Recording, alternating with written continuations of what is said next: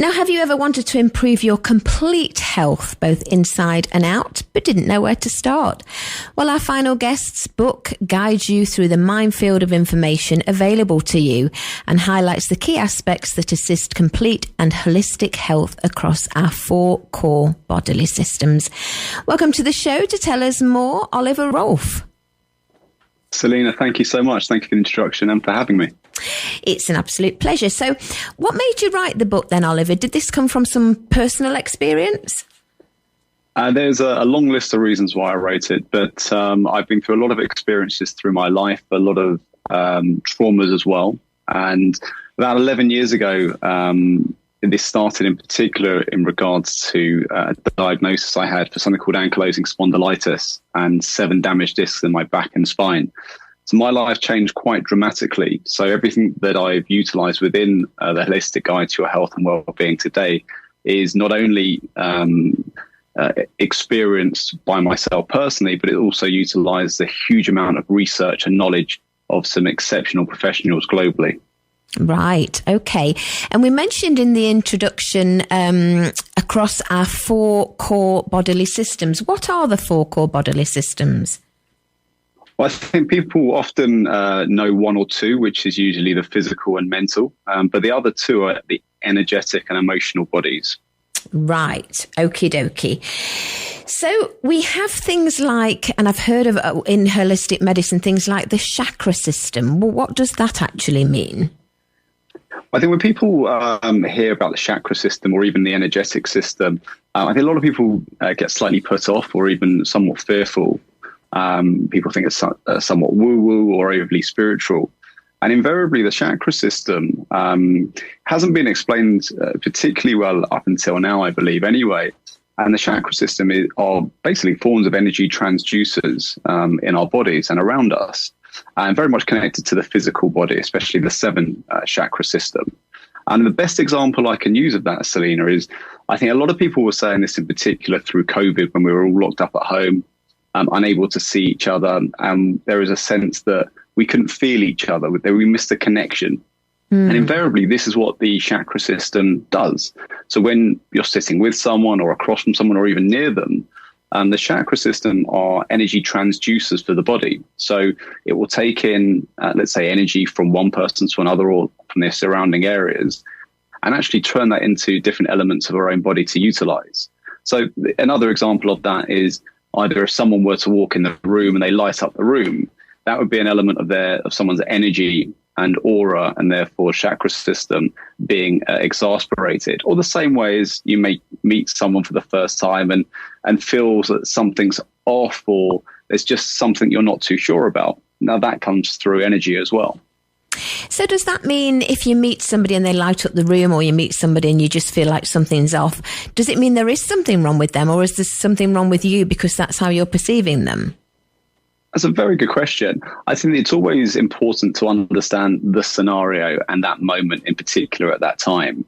Now, if you do feel someone that's come into a room and you feel genuinely connected by their energy, the chances are there is some connection from your own energy system or even from a potential past life.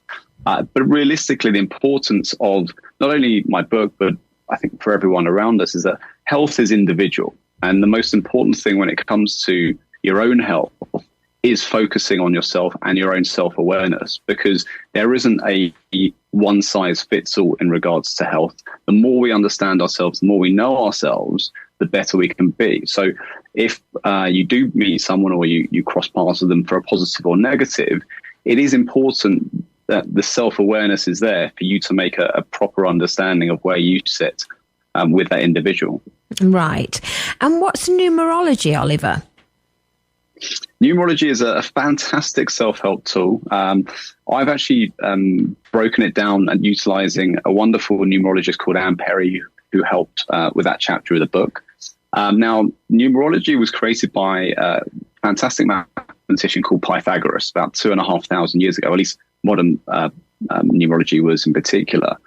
Now, numerology or Pythagoras understood that numbers had their own vibrations and their own personalities effectively. So what numerology does is utilize the personalities of each number And from an individual's perspective, which you can get your own numerology numbers from your date of birth and your name at birth. And that invariably gives, many different numbers you can have, but a life path number, a personality number, a heart's desire number. And these numbers in particular, so the life path number are the lessons that you're here to learn and the elements that you're supposed to achieve in your lifetime, which is why I think come to the age of sort of mid-40s, people often feel like there's a midlife crisis.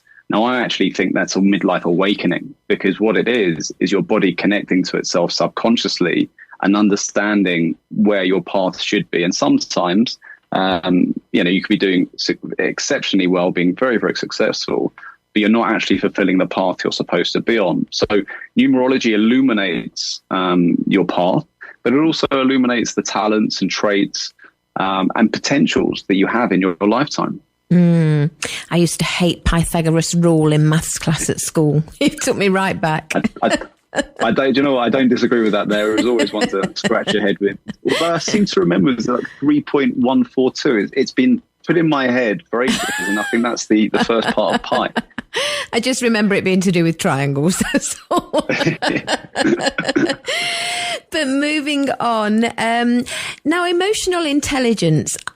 I understand this, and tell me if I'm wrong, is emotional intelligence, I feel like I've got emotional intelligence because, one, I understand myself and I understand my emotions, but I feel like I'm empathetic towards other people. Does that mean I have good emotional intelligence? It's definitely the start of good emotional intelligence, certainly. So emotional intelligence is really, as you quite rightly said, it's about self to begin with. It's understanding really the things that frustrate you, your own reactions to certain elements as well. But emotional intelligence is particularly important when it comes to our surroundings as well. So it could involve decision-making, self-expression, even stress management.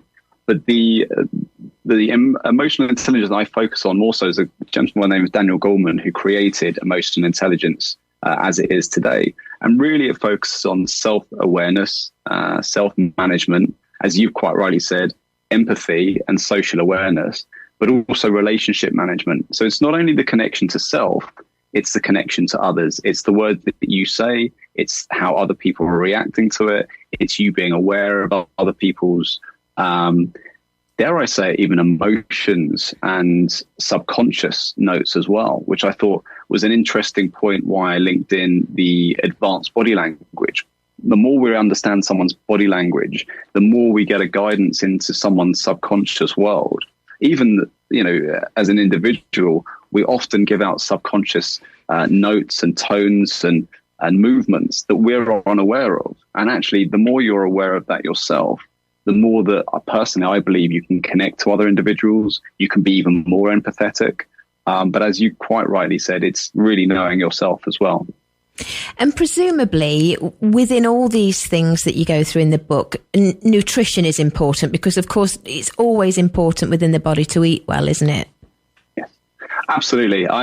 So my life changed, as I said, quite dramatically. I focus very much on the foods that I eat, and importantly, the foods that I felt weren't connecting to my body particularly well. So I'll give you a wonderful example. I used to love a jacket potato with beans and whatever else. And what I used to find is as soon as I had a jacket potato, maybe half an hour later, I would go through a physical crash. I would feel literally like the life draining out of me, and certainly the energy draining out of me. And what I understood, for me personally, my body didn't like white carbs.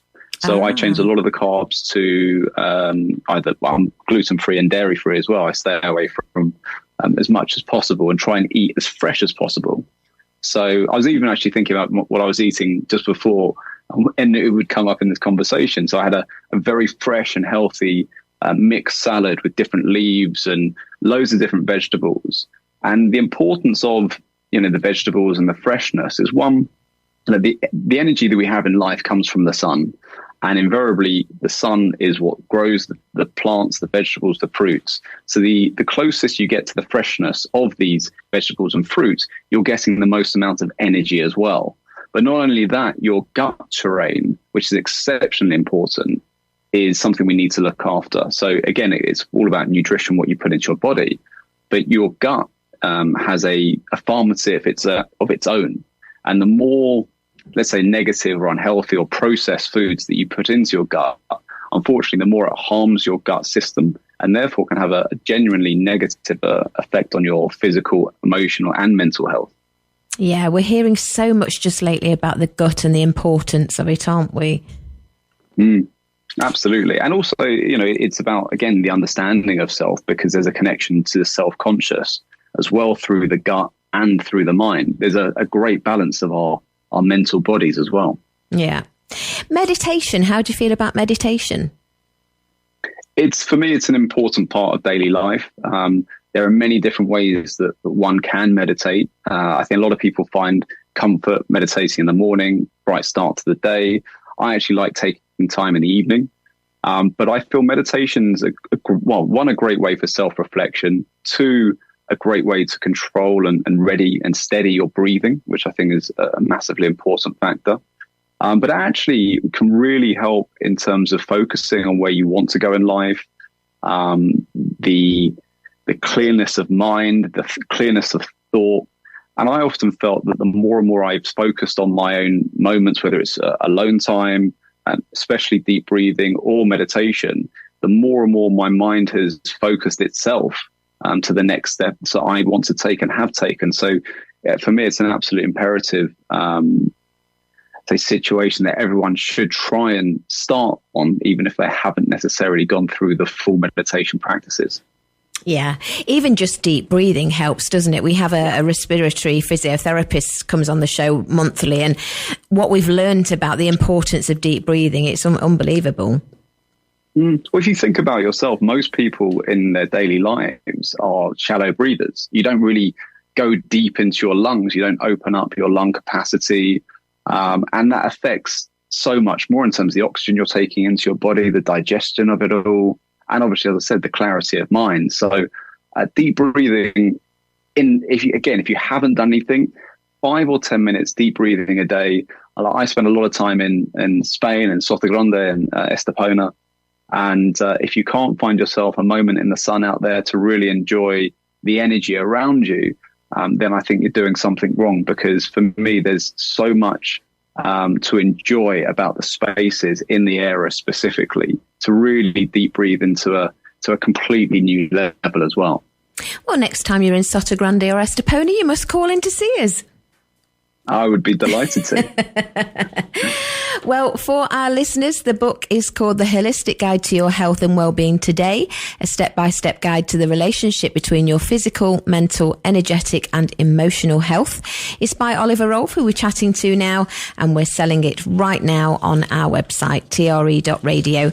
Oliver, do you have a website or any social media we can find you on? I do. You can find me on a number of different platforms. So I'm on LinkedIn, where I have a huge following. So you can find me just by typing in Oliver Rolphe. And my website is www.spartan, SPARTAN-INT.com. And my company is Spartan International.